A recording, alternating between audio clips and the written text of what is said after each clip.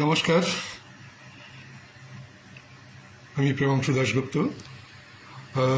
আজকে হকিকত এই অনুষ্ঠানে আমরা কিছু কথাবার্তা নিয়ে আলোচনা করব। তার আগে আজকে দিনটা আমাদের একবার স্মরণ করা দরকার। 206 বছর হয়ে গেল আগে জন্মেছিলেন এক মহান এক চিন্তাবিদ, যিনি পুঁজিকে অনবদ্য ব্যাখ্যার মধ্য দিয়ে সমস্ত অর্থনীতির ভিতটাকেই উনি একটা নতুন চিন্তাধারায় ঠেলে দিয়েছেন। পুঁজির কথা যখন বলা হয় তখন আমরা কখনোই সেই মহান চিন্তাবিদ কার্ল মার্কসকে বাদ দিয়ে আমরা কখনো সে কথাটাই আলোচনা করতে পারি না, আমরা চিন্তা ভাবনাও করতে পারি না।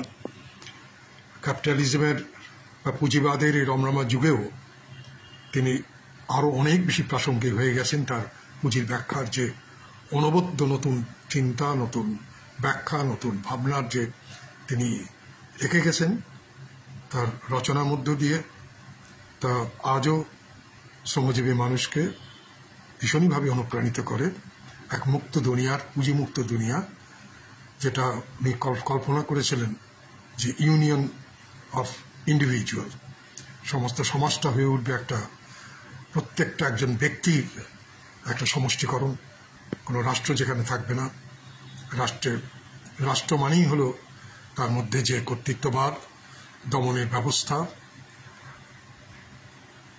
পুঁজির উপর অধিকার, সম্পদের উপর অধিকার, জমির উপর অধিকারকে একচেটিয়া করে নেওয়া, এই যে রাজনীতি, এই যে অর্থনীতি, এর ঊর্ধ্বে তিনি উঠে ওই প্রত্যেক ব্যক্তির একটা সমষ্টি সমাজকে দেখতে চেয়েছিলেন।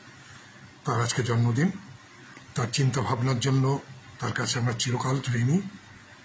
তার প্রতি আমাদের বিনম্র শ্রদ্ধা নিবেদন। শুরু করা যাক আজকে আলোচনা। আমরা আজকে আলোচনা করব যেটা নিয়ে, সেটা যদি আমি ইংরেজিতে বলি, মাফ করবেন, আমি কিছু কিছু ইংরেজি শব্দ ব্যবহার করব, হয়তো চেষ্টা করব সম্পূর্ণ বাংলা শব্দ ব্যবহার করতে, কিন্তু অনেক সময় আমরা ঠিক বাংলা প্রতিশব্দ খুঁজে পাই না। যেমন তেমনি কোনো ইংরেজি শব্দের বাংলা ঠিক হয়ও না। ঠিক যেমন বাংলা শব্দের অনেক শব্দের যেমন কোনো রকম ইংরেজি হয় না, তেমনি ইংরেজি শব্দেরও ঠিক তথা একদম ঠিক মতো করে বাংলা মানে দাঁড়া করানো মুশকিল হয়ে পড়ে। এখন আমাদের যেহেতু এই সমস্ত আলোচনাগুলো মূলত ইংরেজিতেই আমরা আলোচনা করে থাকি, ইংরেজি বই থেকেই আমরা এগুলো খেতে থাকি। বাংলায় এই ধরনের রাজনীতি নিয়ে লেখাপত্র তুলনামূলকভাবে অনেক কম। ইংরেজিতে বিভিন্ন ভাষায় হলেও ইংরেজিতে তা অনুবাদিত হয়েছে। নিশ্চয়ই ফরাসি চিন্তাবিদরা আছেন, জার্মান চিন্তাবিদরা আছেন, পৃথিবীর নানান দেশের চিন্তাবিদরা আছেন, ভারতীয় চিন্তাবিদরা আছেন। এদের সমস্ত চিন্তাগুলোকে কিন্তু মূলত সমস্ত মানুষের কাছে পৌঁছে দেওয়ার জন্য ইংরেজি ভাষা অনুদিত হয়েছে। আমরা মূলত সেগুলো ইংরেজি ভাষায় পড়ি বলেই আমরা অনেক সময় অনেক শব্দের কোনো বাংলা প্রতিশব্দ খুঁজে পাই না আমরা। আর যেটা বলছিলাম সেটা হলো যে বিষয়টা হচ্ছে ডিস্ট্রাকশন অফ মেমোরি। মেমোরিটা তো অনেকভাবেই হতে পারে। কালেকটিভ মেমোরি, যখন আমি এই মেমোরির কথা বলছি, যখন একটা ঘটনাক্রমে একটু বলে নিই, ঘটনাক্রমে ঘাটতে ঘাটতে আমার হাতে একটা বই এসে পৌঁছায়। বইটার লেখকের নাম হচ্ছে রবার্ট বিভান। বইটার নাম হচ্ছে ডিস্ট্রাকশন অফ মেমোরি। বইটা হাতে পেয়ে আমি ভাবলাম বোধহয় ডিস্ট্রাকশন মেমোরি মানে বোধহয় এটা কোনো আমাদের সাইকোলজিক্যাল কোনো ব্যাপার হবে, কিন্তু সাইকোলজির উপর হবে বলেই আমার মনে হয়েছিল আর কি। কিন্তু আমি ঘাটতে গিয়ে দেখলাম এটা অ্যাকচুয়ালি যুদ্ধের সময় যে আর্কিটেকচারের ধ্বংস হয় উনি সেটা নিয়েই বলছেন আর কি। এটা পড়তে পড়তে কয়েকটা পাতা পড়তে পড়তে আমি মনে হলো যে অসম্ভব প্রাসঙ্গিক আজকের দিনে যদি আমি ভারতবর্ষের কথা ভাবি, তাহলে এই যে আর্কিটেকচার, যে স্থাপত্যকে ধ্বংস করা, এর মধ্যে এই যে স্থাপত্য ধ্বংসের মধ্য দিয়ে যেটা রাজনীতি, সেই রাজনীতিটা উনি আলোচনা করেছেন সেখানে। আমি আসছি সেই বইটার কিছু কিছু কথায় আর কি। তা এই রাজনীতি আলোচনাটা আমাদের দেশে অসম্ভব প্রাসঙ্গিক বলে আমার মনে হলো। বুঝতেই পারছেন যে এখন আমাদের দেশে একটা বুলডোজার রাত চলছে, চতুর্দিকে গেল ধ্বংসের কথা আর কি।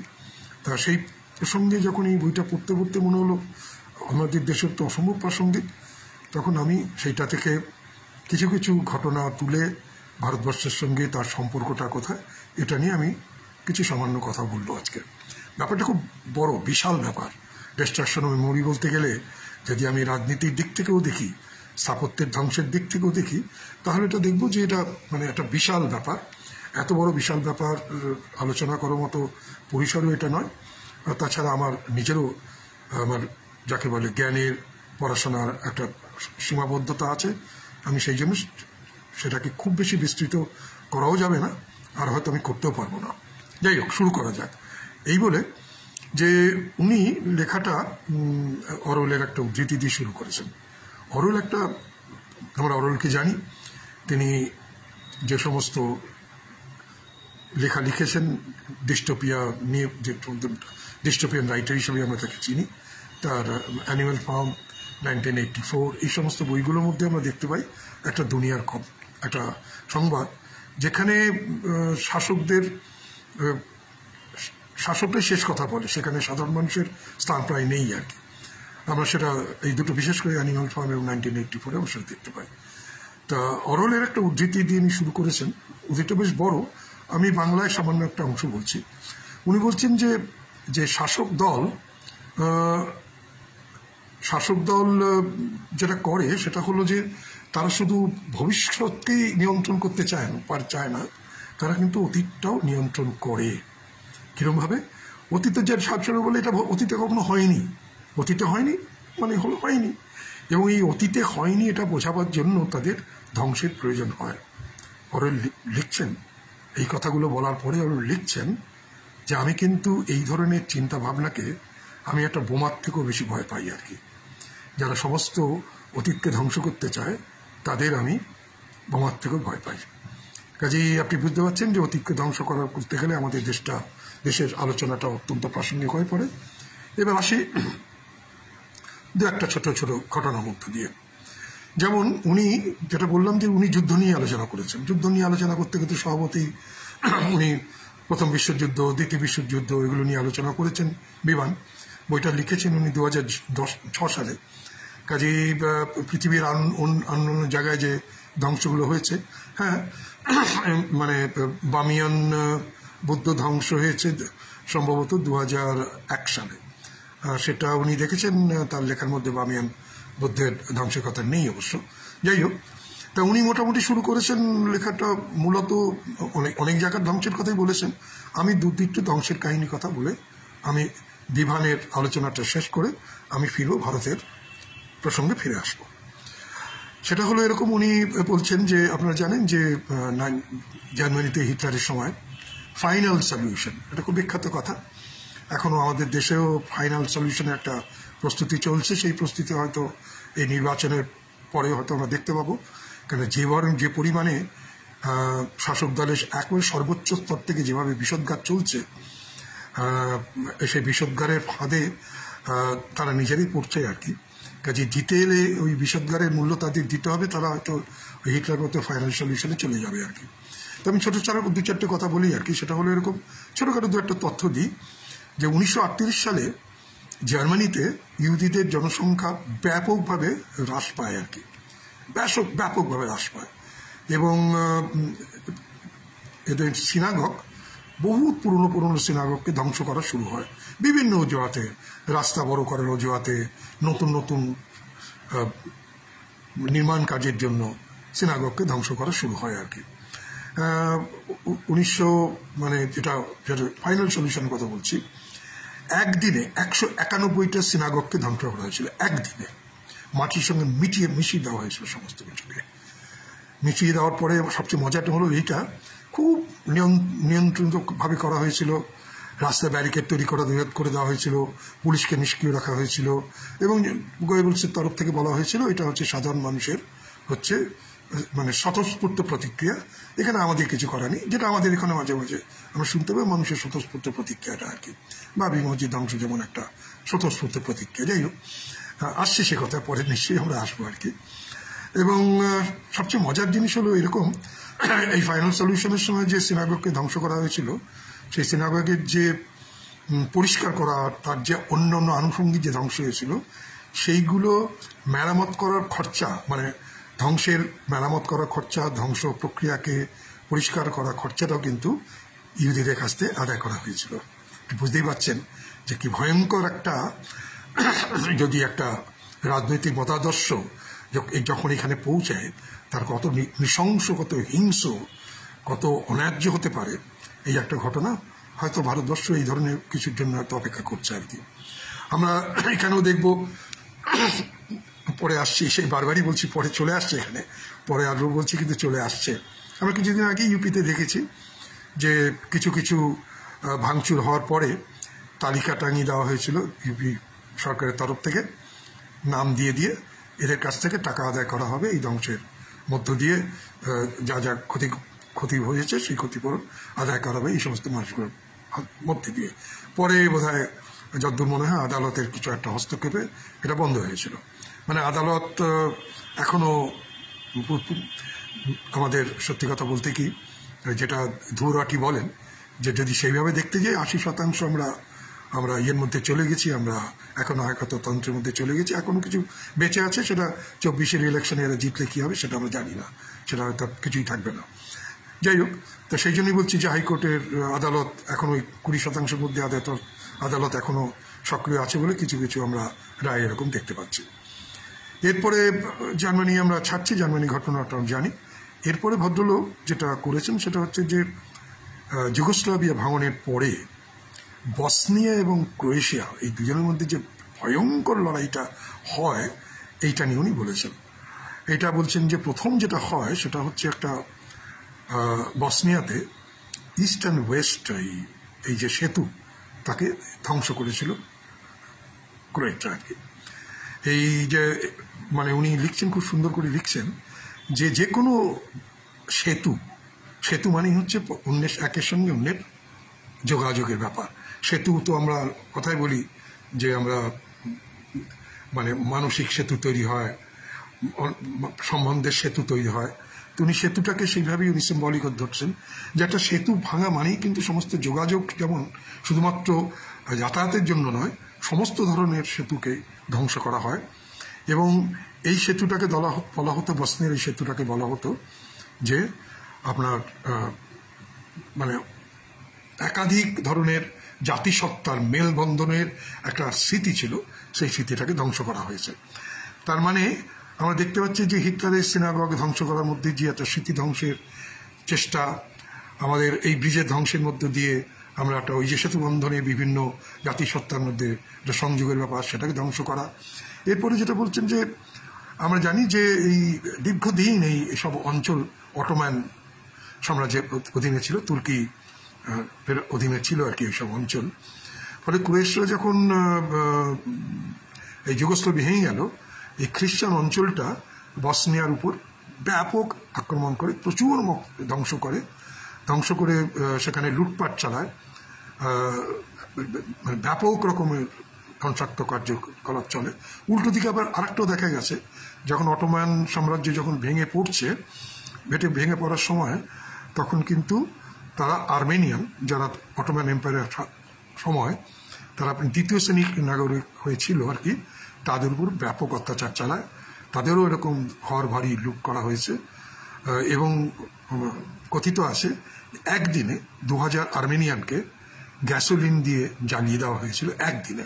এই ধরনের ভয়ঙ্কর ভয়ঙ্কর ঘটনা কিন্তু আমরা ইতিহাসের মধ্যে রয়েছে, এবং এগুলো সবই আর্মেনিয়াকে ধ্বংস করার চেষ্টা, বসনিয়াকে ধ্বংস করার চেষ্টা, সেতু ধ্বংসের চেষ্টা করার চেষ্টা, সিনাগগকে চেষ্টা করার চেষ্টা, জিউদের সমস্ত অস্তিত্বকে অস্বীকার করার চেষ্টা। এইভাবেই কিন্তু ইতিহাসের সমস্ত স্মৃতিগুলোকে, যে স্মৃতিগুলো সম্মিলিতভাবে বেঁচে থাকে, যাকে আমি কিছুক্ষণ আগে বললাম কালেকটিভ মেমোরি, এগুলোকে এইভাবেই ধ্বংস করার চেষ্টা করে থাকে। এইটুকু বলার পরে আরও অনেক কিছুই বলা যেত, কিন্তু আমি আলোচনা তো দীর্ঘক্ষণ করা যাবে না, কাজে এইবারে আমি চলে আসছি আমাদের ভারতবর্ষের ক্ষেত্রে। ভারতবর্ষের ক্ষেত্রে একটু ছোট্ট করে একটু যদি আমরা মোটামুটি ইতিহাসের একটু গোড়া থেকে যদি শুরু করি, যেমন ধরুন মৌর্য সাম্রাজ্যের সময়, চন্দ্রগুপ্ত মৌর্যের সময় আমরা কি দেখেছি, হিন্দু, জৈনিজম, হিন্দুইজম, বুদ্ধিজম এটা কোথাও সহাবস্থান ছিল। যদিও আমরা জানি সে জীবনে চন্দ্রগুপ্ত মৌর্য উনি জৈন ধর্ম গ্রহণ করেছিলেন। তিনি হিন্দু বলেই পরিচিত ছিলেন, কিন্তু তিনি জৈন ধর্ম পালন করেছিলেন। এই পরে আমরা দেখলাম যে সমস্ত মৌর্য সাম্রাজ্য একেবারে চূড়ান্ত স্তরে পৌঁছে অশোকের সময় ব্যাপকভাবে হয়, এবং অশোক পরে নিজে বৌদ্ধ ধর্ম গ্রহণ করেন। তো এটা খুব অত্যন্ত মানে ভীষণইভাবে প্রত্যেকের জানা ব্যাপার যে অশোক বৌদ্ধ ধর্ম গ্রহণ করেছিলেন। এবং এই সময় শুধুমাত্র যে অশোকের সাম্রাজ্য ভারতবর্ষের চিরকালে যতগুলো সাম্রাজ্য হয়েছে সবচেয়ে বড় সাম্রাজ্য যে হয়েছিল শুধু তাই নয়, অশোকের সময় যেটা হয়েছিল বৌদ্ধ ধর্মের প্রচার যেটা হয়, আমরা যে বোধগয়া যেটা দেখি সেটা তো বলা হয় যে অশোকের সময় এখানে অশোক নিজে এসেছিলেন এখানে, আমাদের যেটা গয়া যেটা দেখি বোধগয়া, তিনি এখানে এসেছিলেন, রক্ষণাবেক্ষণ করেছিলেন, সব প্রচুর স্তূপ তৈরি হতো। স্তূপ মানে হচ্ছে মোটামুটি ধরে নেওয়া হয় যে বৌদ্ধ ধর্মের যে ধ্যান করার জায়গা, এটা ওই অর্ধবৃত্তাকার একটা মাটির ডালার মতো, তাতে অনেক সময় নাকি বসে থাকা অবস্থায় অনেকে সমাধি হয়, ভিতরে সমাধি আছে, এরকম সব স্তূপগুলো সম্বন্ধে বলা হয়। তো এরকম অসংখ্য স্তূপ তৈরি হয়েছিল অশোকের সময় থেকে, তার আগে থেকেই শুরু হয়। এবং এরপরে পুষ্যমিত্র বলে একজন সম্রাট আসেন, এর কিছু পরে অশোক মারা যান মোটামুটি 331-32 খ্রিস্টাব্দের পূর্ব সময় আর কি। তা পুষ্যমিত্র আসেন মোটামুটি ওই 185 খ্রিস্টপূর্বাব্দে, 193 থেকে 185 বোধহয় উনি হাঁকেন। উনি হঠাৎ অশোকের মতো খ্যাতি পেয়েছিলেন, বলা হয়, এটা ইতিহাসে এরকম আছে। এটা নিয়ে রবীন্দ্রনাথ থাপার অবশ্য একটু অন্যরকম কথা বলেছেন, কিন্তু প্রচলিত আছে তিনি এই সময় বিখ্যাত হওয়ার জন্য তাকে বলেছিল, তুমি অশোকের সমান যদি হতে চাও তাহলে তোমাকে একটা অন্য কাজ করতে হবে, সেটা তুমি স্তূপগুলোকে ধ্বংস করতে হবে। তিনি ব্যাপকভাবে স্তূপ ধ্বংস করেন। কেউ কেউ বলেন উনি 84,000 স্তূপ ধ্বংস করেছিলেন, কেউ কেউ বলে অত না, কয়েক হাজার করেছিলেন। কিন্তু যাই হোক, উনি যে স্তূপ ধ্বংস করেছিলেন সে নিয়ে কোনো দ্বিমতের জায়গা নেই, এবং সেটা করেছিলেন খ্যাতি অর্জনের জন্যই বলা হয়ে থাকে। আমি আবারও বলছি, রবীন্দ্রনাথ থাপার কিন্তু তার প্রাচীন ভারতীয় ইতিহাস গ্রন্থে কিন্তু উনি পুষ্যমিত্রকে একটা, যাকে বলে ইংরেজি বলছি, বেনিফিট অফ ডাউট দিয়েছিলেন যে পুষ্যমিত্র এমন কাজটা করেনি। কিন্তু এইভাবে মেনে নেওয়া হয় যে তার সময় কিন্তু স্তূপ ধ্বংস হয়েছিল, এবং সেটা ওই বুদ্ধ ধর্মকে বিলুপ্ত করার একটা চেষ্টা আর কি। এবং মজা হচ্ছে পুষ্যমিত্র কিন্তু মারাও যান একজন বুদ্ধিস্টের হাতেই আর কি মারা যান। এবং মারা যাওয়ার পরে বলতে গেলে এই যে অশোকের সময় যে সাম্রাজ্যের যে ব্যাপক উত্থান দেখেছি, সেটা ভাটা পড়তে পড়তে আমরা আবার ফিরে এসে গুপ্ত যুগে মোটামুটি আবার একটা সাম্রাজ্যের তৈরি হয় আর কি। এই গুপ্ত যুগে যখন আসে তখন কিন্তু আমাদের মধ্যে বুদ্ধিস্টদের যে ধ্বংস হওয়ার জন্য বুদ্ধিস্টদের সময় হুন আক্রমণটা কিন্তু হয়। হুন আক্রমণটা কিন্তু তখনও কিন্তু ইসলামিজম চালু হয়নি, ইসলাম ধর্মের আগমন প্রচলন হয়েছে তার উপরে।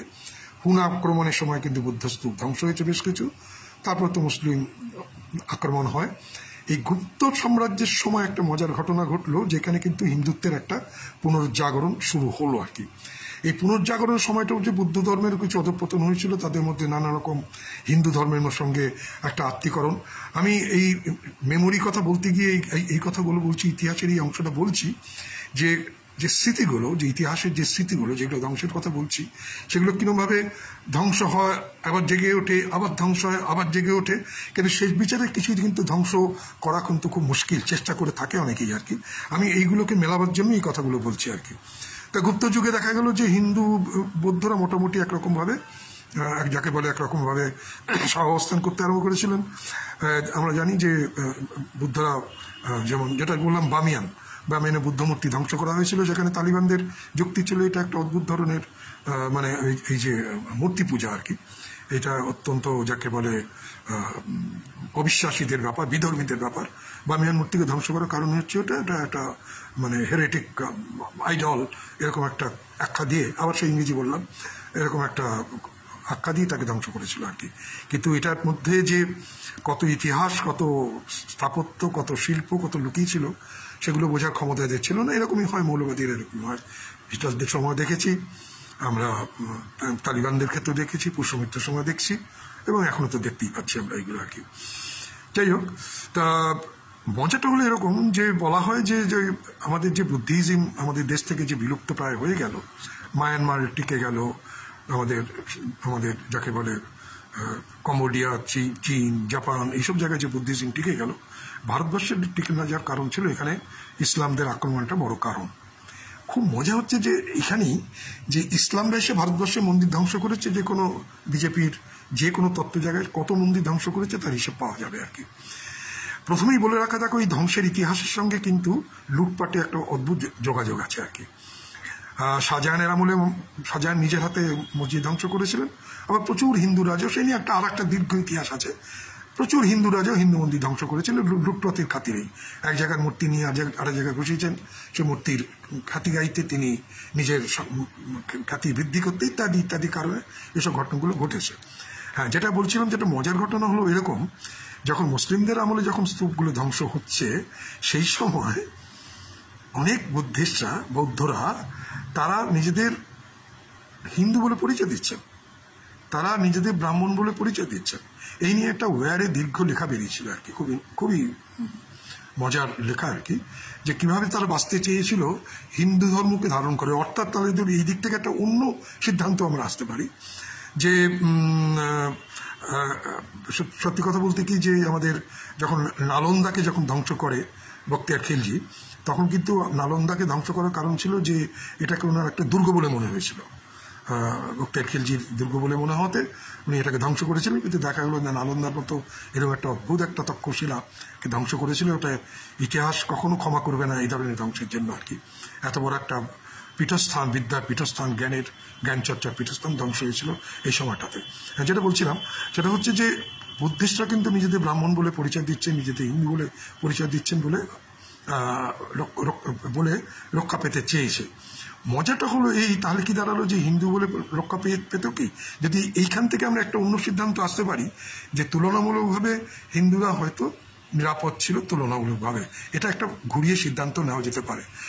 এই নিয়ে বিশাল বিতর্ক হতে পারে, বিশাল আলোচনা হতে পারে, প্রচুর তর্ক হতে পারে, কিন্তু এটা তো ঘটনা। ভারতবর্ষ কিন্তু মুসলিম হয়ে যায়নি, ভারতবর্ষ বুদ্ধিস্ট ছিল, কারণ বুদ্ধিজমের জন্ম তো ভারতবর্ষ থেকেই, ভারতবর্ষ না হলে ভারতবর্ষের কাছাকাছি একটা অঞ্চল থেকে, যেটা এখন নেপালে আর কি।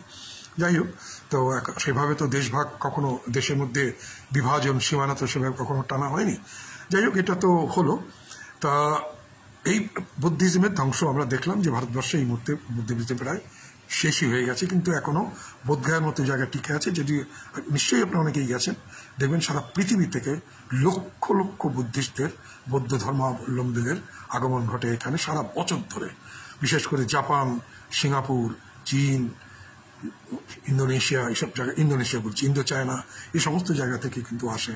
মায়ানমার থেকে গেলেই দেখতে পাবেন যে মানে হাজারে হাজারে লাখে লাখে লোক আসেছে সারা বছর ধরে, এবং যার জন্য বোধগয়া থেকে একটা ইন্টারন্যাশনাল এয়ারপোর্টও হয়েছে, সোজা বোধগয়া থেকে জাপান যাওয়া যায়। এরকম একটা শুনলাম, আমি সম্প্রতিকার এক বন্ধুর কাছে শুনলাম যে ইয়ে থেকে জাপান যাওয়ার জন্য একটা সরাসরি বোধগয়া থেকে, বোধগয়া মানে গয়া থেকে একটা এয়ার সার্ভিসও চালু হয়েছে।